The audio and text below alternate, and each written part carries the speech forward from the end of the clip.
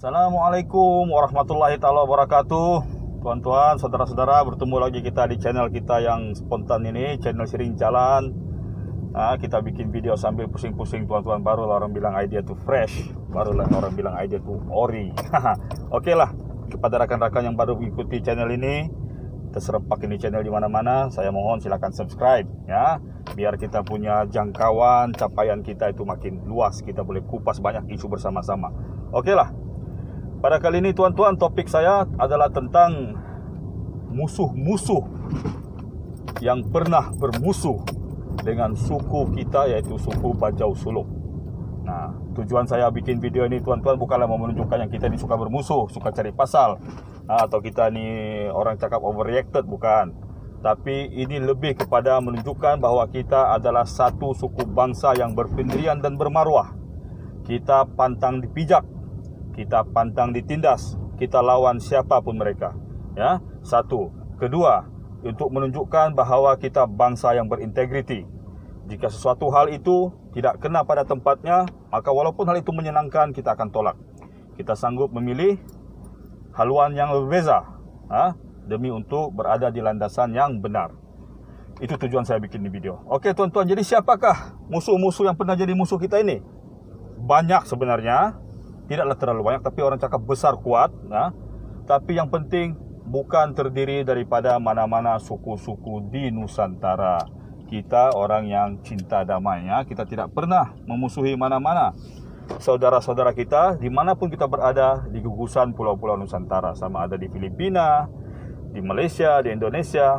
Kita tidak pernah orang cakap berada dalam posisi bermusuh dengan mana-mana sub-etnik. Kalau yang benci sama kita pun mungkin ada, tapi mungkin disebabkan politik ataupun sosialisasi yang orang cakap tidak berapa ngam dengan pendirian diorang. Okey, jadi tuan-tuan, kalau kita tengok sepintas lalu, ada 3 musuh utama kita dalam lipatan sejarah yang pernah berdepan dengan suku kita. Ya, yang pertama sekali adalah kerajaan Spanyol. Ya, Spanyol adalah musuh direct kita yang pertama. Walaupun kita juga pernah ada musuh seperti Belanda, Portugis ataupun Jepun, tapi itu lebih kepada orang cakap konflik rembesan, konflik limpahan daripada konflik yang lebih besar. Kalau namanya konflik direct adalah Spanyol, British dan kerajaan Filipina. Cuma 3 ini saja yang pernah jadi musuh kita yang direct. Ya, tidak dinafikan di Kepulauan Ternate, Kepulauan Maluku kita pernah bertempur melawan armada Belanda. Kita juga pernah membantu askar-askar pihak Berikat menentang Jepun. Ada sejarahnya, ada tuan-tuan, bukan saya reka-reka, kamu boleh cek di mana-mana. Tapi musuh kita indirect adalah Spanyol. Okey, konflik kita yang pertama dengan Spanyol adalah sewaktu Perang Kastilan. Apabila pihak Spanyol yang terlebih dahulu mengkucar-kacirkan bahagian-bahagian di Filipina cuba untuk mengganggu-gugat kedaulatan Kesultanan Brunei.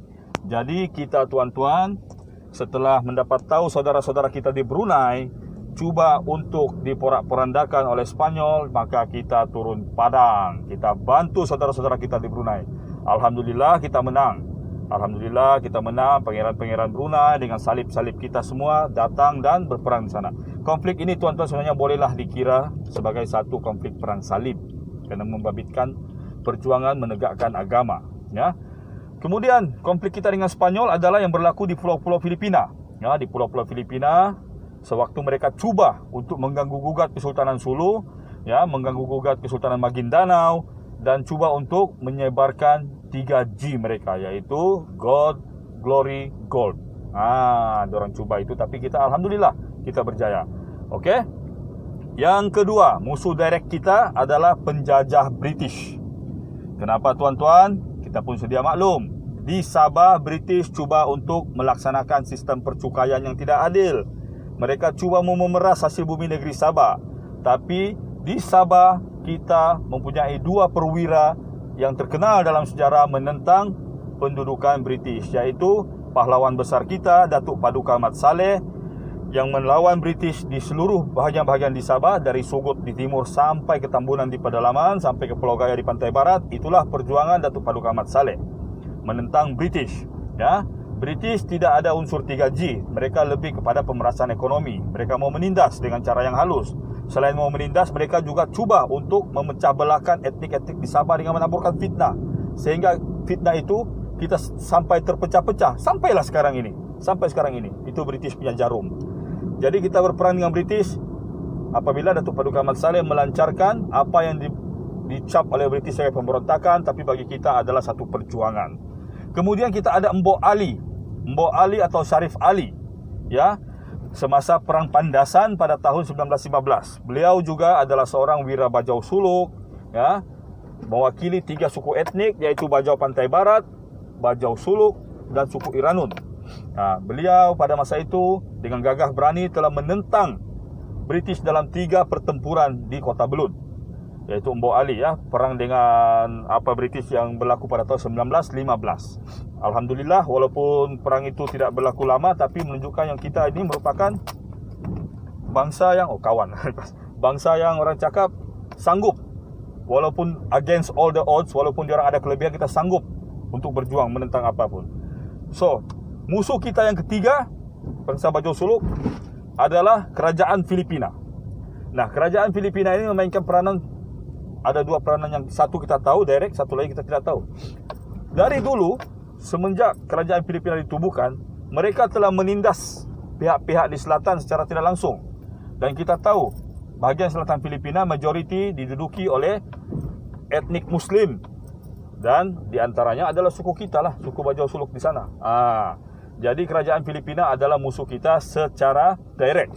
Secara indirect, secara backstabbing orang cakap, kerajaan Filipina sekarang, kamu jangan ingat diorang kasih lepas tangan kita. Tidak, macam British juga. Macam British sampai sekarang masih dendam sama kita sebab diorang gagal menewaskan Ahmad Saleh, kan?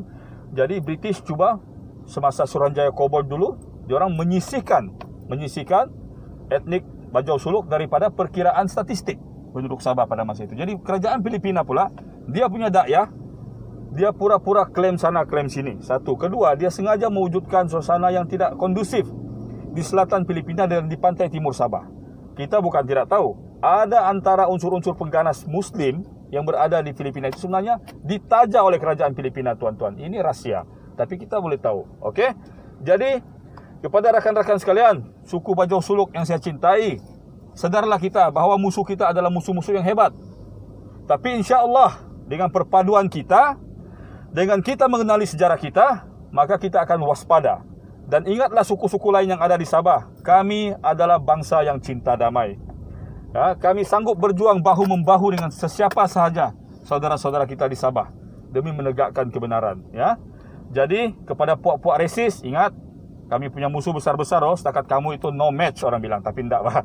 Maksud kami, kamu tetap di hati. Walaupun kamu rasa kami ini tidak menyenangkan, tapi kami tidak akan simpan lama-lama dalam hati. Okeylah. Assalamualaikum warahmatullahi taala wabarakatuh. Sedarakan kebesaran bangsa, boleh bangga tapi jangan sombong. Ya, jangan lupa pertahankan apa yang boleh kita pertahankan. Assalamualaikum warahmatullahi taala wabarakatuh.